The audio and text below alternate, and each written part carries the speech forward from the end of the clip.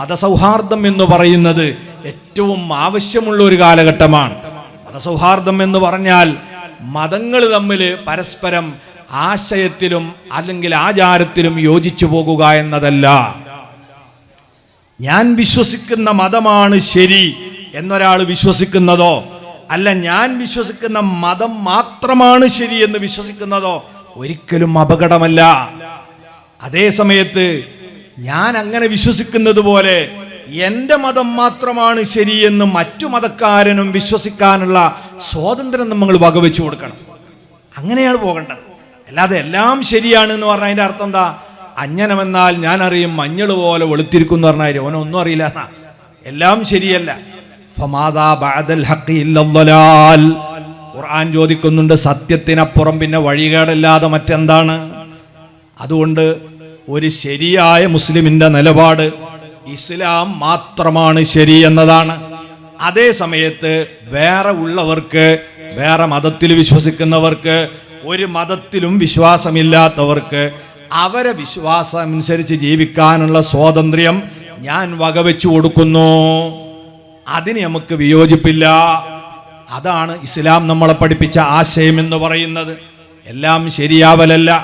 മതസൗഹാർദ്ദം എന്ന് പറഞ്ഞാൽ ജുമുഅക്കും ജമാഅത്തിനൊക്കെ മറ്റു മതസ്ഥരെ നമ്മളെ പള്ളിയിൽ കൊണ്ടുവന്ന് ഇരുത്തലല്ല. അതേപോലെ നമ്മൾ അവരെ ആചാര അനുഷ്ഠാനങ്ങൾ പോയി പങ്കെടുത്ത് വിജയിപ്പിക്കലും അല്ല. അത് അള്ളാഹു പൊരുത്തപ്പെടുന്നതല്ല. ചിലപ്പോൾ മുർത്തദ്ദാവാൻ പോലും കാരണമായി പോകുന്ന കാര്യങ്ങളാണ്. മതപരമായി ഏറെ ഗൗരവമുള്ള അടിസ്ഥാന വിശ്വാസത്തെ ബാധിക്കുന്നതാണ്. ഇസ്ലാം വിശ്വസിക്കുന്ന അടിസ്ഥാന വിശ്വാസം ഏകദൈവ വിശ്വാസമാണ്. ഏകനായ അല്ലാഹു സുബ്ഹാനഹു വ തആല എല്ലാവർക്കും അറിയുന്ന സൂറത്താണ് ഖുൽ ഹുവല്ലാഹു അഹദ്. അല്ലാഹു ഒരുവനാണ്. ലം യലിദ്, അവൻ സന്താനോൽപാദനം നടത്തിയവനല്ല. വലം യൂലദ്, അവനെ വേറെ ആരും ഇവിടെ പ്രസവിച്ചിട്ടൊന്നും അല്ല. നമ്മളെ ദൈവവിശ്വാസത്തിന്റെ അടിത്തറയാണത്. പടച്ചോന് മക്കളുണ്ട് എന്ന് പറഞ്ഞാൽ അത് പടപ്പുകളോട് അള്ളാനെ തുല്യപ്പെടുത്തലാണ്. ദൈവപുത്രനാണ് പടച്ചവൻ എന്ന് പറഞ്ഞാൽ അത് സൃഷ്ടികളോട് തുല്യപ്പെടുത്തലാണ്. ഒരിക്കലും ആ വിശ്വാസം ഇസ്ലാമിക വിശ്വാസമല്ല. പടച്ച റബ്ബ് നമ്മളോട് പറഞ്ഞു വഖാലുത്തഖദർ റഹ്മാനു വലദാ. അതേ, ചില ആളുകൾ കരുണാവാരിധിയായ അള്ളാഹു സന്താനങ്ങത്തെ സ്വീകരിച്ചു എന്ന് പറഞ്ഞു കളഞ്ഞു. ലഖദ് ജിഅ്തും ശൈഅൻ നിദ്ദാ, വളരെ മോശപ്പെട്ട ഒരു വാദമാണ് നിങ്ങൾ കൊണ്ടുവന്നത്. ആ വാദത്തിന്റെ ഗൗരവം നിങ്ങൾക്കറിയോ?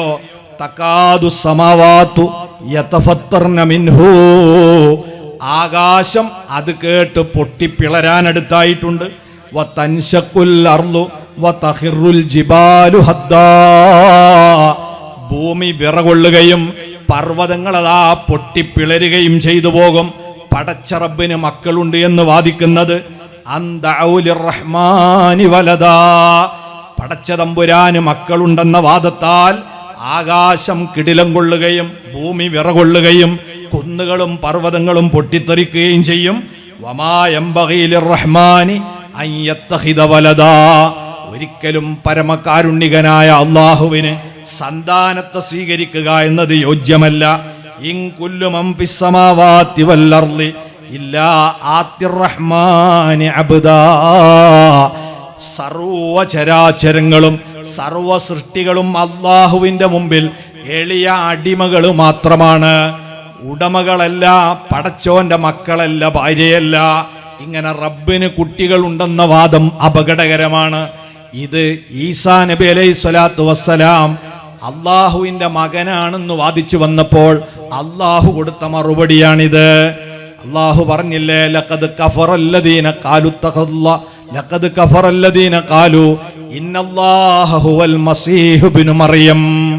ദൈവം എന്ന് പറഞ്ഞാൽ മറിയമിന്റെ പുത്രനായ ഈസാ മസീഹാണെന്ന് പറഞ്ഞവർ യഥാർത്ഥ അള്ളാഹുവിനെ നിഷേധിച്ചവരാണ്. പടച്ചവന് ഇത്രയും ദേഷ്യമുള്ള ഒരു വാദം വേറെയില്ല. പടപ്പുകളോട് തുല്യപ്പെടുത്തി അള്ളാഹ്ക്ക് മക്കളുണ്ടെന്ന് പറയുന്ന വാദം, ആ മക്കളുണ്ടായതിൻ്റെ പേരിൽ സന്തോഷം പ്രകടിപ്പിച്ചുകൊണ്ട് ആര് എന്ത് ചെയ്യുമ്പോഴും നമുക്കതിൽ പങ്കെടുത്തുകൊണ്ടല്ല നമ്മൾ സൗഹാർദ്ദം സ്ഥാപിക്കേണ്ടത്. അത്തരം കാര്യങ്ങൾ അവർ ചെയ്തു കൊള്ളട്ടെ, അതിന് നമുക്ക് വിരോധമില്ല. നമുക്ക് അവർക്ക് സ്വാതന്ത്ര്യം കൊടുക്കാം. നമുക്ക് അല്ലാതെ തന്നെ വൈയക്തികമായ മതവിശ്വാസികൾക്കിടയിൽ സ്നേഹം നിലനിർത്താൻ നമ്മളെ മുൻഗാമികൾ കാണിച്ചു തന്ന എന്തൊക്കെ വഴിയുണ്ട്. അവരെ കല്യാണത്തിന് നമുക്ക് പോയിക്കൂടാം. മതപരമായ ആചാരങ്ങളല്ലാത്ത സന്തോഷത്തിൽ നമുക്ക് പങ്കാളികളാവാം. അവർക്ക് പ്രയാസം വരുമ്പം അവരെ സഹായിക്കാം. അവർക്ക് വേണ്ട എല്ലാ ഒത്താശകളും ചെയ്തു കൊടുക്കാം. മതം വേറെയായി എന്ന കാരണത്താൽ മാനുഷികമായ അവകാശങ്ങളൊന്നും തടയാതിരിക്കാം. അങ്ങനെയാണ് മതസൗഹാർദ്ദത്തെ നിലനിർത്തേണ്ടത്. ദീനിന്റെ അടിത്തറയിൽ എന്തെങ്കിലും കോട്ടം പറ്റുന്ന വിധത്തിൽ നമ്മൾ ഒരിക്കലും ചെയ്തുകൂടാ. ചിലപ്പോൾ അത് രിദ്ദത്തിന് പോലും കാരണമാകും, ഇസ്ലാമെന്ന് പുറത്തു പോകാൻ കാരണമാകും. അതിൻ്റെ ഗൗരവത്തോടെയാണ് നമ്മളെ മുൻഗാമികളായ ആളുകളൊക്കെയും എല്ലാ അർത്ഥത്തിലും ഈ സൗഹൃദത്തിൻ്റെ രീതിശാസ്ത്രം നമ്മളെ പഠിപ്പിച്ചിട്ടുണ്ട്. ഞങ്ങളുടെ നാട്ടിൽ 35 കൊല്ലം ജോലി ചെയ്തിരുന്ന ഒരു ഇബ്രാഹിം മുസ്ലിയാരുണ്ടായിരുന്നു, മരണപ്പെട്ടുപോയി. ഞങ്ങൾക്ക് ഉസ്താദാണ്, അള്ളാഹു അദ്ദേഹത്തിൻ്റെ ഖബർ സന്തോഷത്തിലായി കൊടുക്കട്ടെ. അദ്ദേഹം അങ്ങാടിക്കാട്ട് ഇറങ്ങിയാൽ എല്ലാ മതവിശ്വാസികളും മടുക്കുത്തയച്ചിട്ടിട്ട് എഴുന്നേൽക്കും. ആരും അവിടെ ഇരിക്കില്ല, ഒരു മതത്തിൽപ്പെട്ടോലും ഇരിക്കില്ല, ഒക്കെ ആദരിച്ച് നിൽക്കും. നാലാ ഉസ്താദോ മതസൗഹാർദ്ദമുള്ള ആളാ, പക്ഷേ അതിൻ്റെ അതവ് പാലിക്കും. ആചാരപരമായ മതവുമായി ബന്ധപ്പെട്ട അതിലൊന്നും പോകില്ല. അല്ലാത്ത കല്യാണമൊക്കെ ഉണ്ടാകുമ്പോൾ അവിടെ പോകും. അവിശ്വാസികളുടെ മുസ്ലിങ്ങളല്ലാത്തവരെ കല്യാണത്തിൻ്റെ തലേന്ന് അവിടെ കയറിപ്പോരും. അവർക്ക് എന്താ വേണ്ട ഒത്താശ ചെയ്തു കൊടുക്കാൻ വേണ്ടി പറയും. ചിലപ്പോൾ പള്ളിയിൽ നിന്ന് അവർക്ക് കലശം ചെയ്തു കൊടുക്കും, ഇതൊക്കെ ചെയ്തു കൊടുക്കാറുണ്ട്. എന്നാൽ മറ്റുള്ള ബഹുദൈവ ആരാധനയുമായി ബന്ധപ്പെട്ട അതിലേക്കൊന്നും അവർ പോയിട്ടില്ല. അപ്പം ആ ഒരു രീതിയിൽ തന്നെ നമ്മളെ മുൻഗാമികൾ കാണിച്ചു തന്നതുപോലെ നമ്മൾ പോയില്ലെങ്കിൽ അതുകൊണ്ടുണ്ടാകുന്ന അപകടം വളരെ ദൂരവ്യാപകമായിരിക്കും. ഒരു തലമുറ അങ്ങോട്ട് കഴിയുമ്പോഴേക്ക് നമ്മളൊക്കെ വീട്ടിൽ പലതും വരാൻ പോവാണ്. എല്ലാവരുടെ വീട്ടിലും സ്റ്റാർ തൂക്കും, എല്ലാവരുടെ വീട്ടിലും പലതും ഉണ്ടാക്കും, പലതരത്തിലുള്ള ദുരാചാരങ്ങളും വരും. ഉമ്മത്ത് ജാഗ്രതയോടെ നിലകൊണ്ടില്ലെങ്കിൽ വലിയ അപകടം സംഭവിക്കും. അപ്പം അവിടെയൊക്കെയാണ് ഇതുപോലുള്ള സാത്വികരായ പണ്ഡിതന്മാരുടെ മുൻ മാതൃകകളെ അയവിറക്കിക്കൊണ്ട് അവർ നമുക്ക് പഠിപ്പിച്ചു തന്ന വഴിയിലൂടെ മുന്നോട്ട് പോകാൻ നമ്മൾ പരിശ്രമിക്കണം. അർഹമുർ റാഹിമീനായ റബ്ബ് നമുക്കതിന് തൗഫീഖ് നൽകുമാറാകട്ടെ.